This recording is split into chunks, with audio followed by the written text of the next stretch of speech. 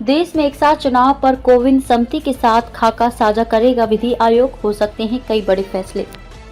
नमस्कार, मैं स्वागत करती हूं आपका यूपी न्यूज 24 में। आइए नजर डालते हैं आज की एक खास खबर पर। विधि आयोग देश में एक साथ चुनाव कराने पर अपना खाका यानी कि रोड मैप पूर्व राष्ट्रपति रामनाथ कोविंद की अध्यक्षता वाली उच्च स्तरीय समिति के साथ अगले सप्ताह साझा करेगा। देश में एक साथ चुनाव किस तरह कराए जा सकते हैं, इस पर विचार जानने के लिए समिति ने विधि आयोग को 25 अक्टूबर को आमंत्रित किया है।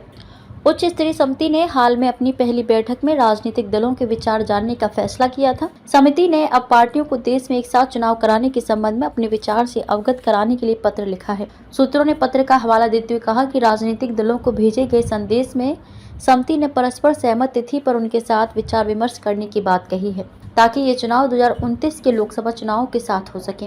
पार्टियों को अगले 3 महीनों में अपने विचार लिखित रूप में भेजने का विकल्प भी दिया गया है।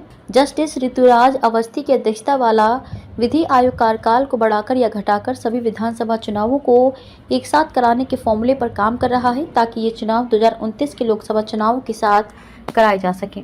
विधानसभाओं के कार्यकाल को कम करने या बढ़ाने का सुझाव। विधि आयोग लोकसभा, विधानसभाओं और स्थानीय निकायों के लिए साझा मतदाता सूची सुनिश्चित करने के संबंध में तंत्र तैयार कर रहा है, ताकि लागत और जनशक्ति के उपयोग को कम किया जा सके।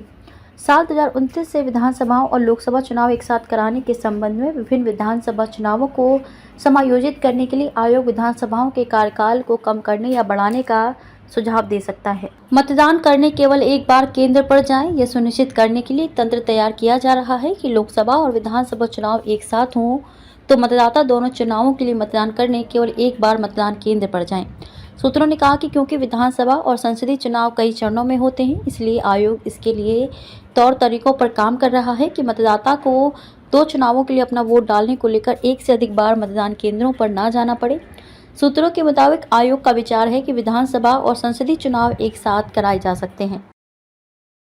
खबरों में अब तक के लिए बस इतना ही। फिर होगी मुलाकात ऐसे ही एक खास खबर के साथ। तब तक के लिए नमस्कार और बने रहिए यूपी न्यूज 24 के साथ।